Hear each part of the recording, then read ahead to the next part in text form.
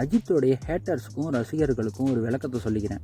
அந்த ஆள் ஒரு கேம்பாங்கிற ஒரு விளம்பரத்தில் பிராண்ட் அம்பாஸ்டராக இருக்காப்புல, அதாவது அந்த நிறுவனத்துக்கு பிராண்ட் அம்பாஸ்டராக பொறுப்பேற்றுக்கிட்டு இருக்காப்புல.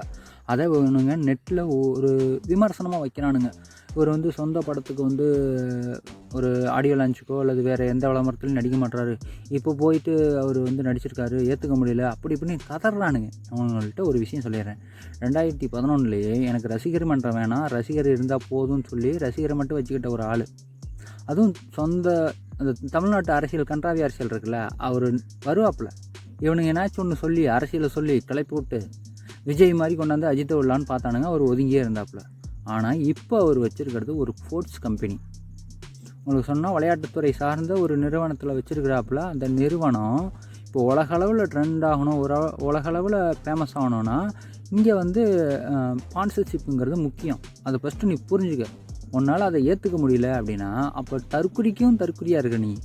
இப்போ விஜயோ இல்லை சூர்யாவோ இல்லை மற்ற நடிகர்களோ அல்லது நம்ம விளையாட்டுத்துறை சார்ந்த பேர் என்னது கோலி, டோனி இவங்கெல்லாம் இருக்கிறாங்கன்னு வச்சுக்கோங்களேன். அவங்களெலாம் நடிக்கிறாங்கல்ல ஒவ்வொரு விளம்பரத்துலேயும், அதெல்லாம் நீ வாங்கி சாப்பிட்டேன்னா உன்னோட ஒரு முட்டாள் இல்லை.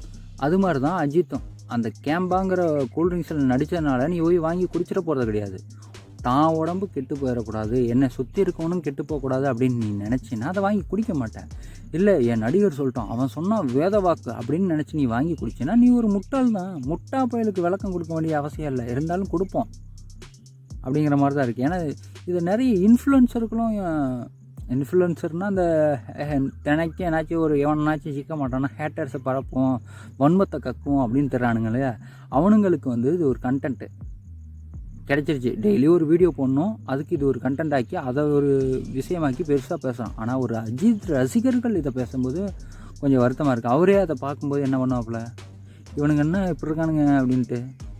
அந்தாலும் ஒரு மணி நேரமாக ஒரு யூடியூப் சேனலுக்கு உட்காந்து உனக்கு விலாவரியாக இன்டர்வியூ கொடுத்துருக்காப்புல, அப்படி இருந்தும் நீ வன்மத்தை காட்டுறேன்னா நீ என்னடா ஆள்?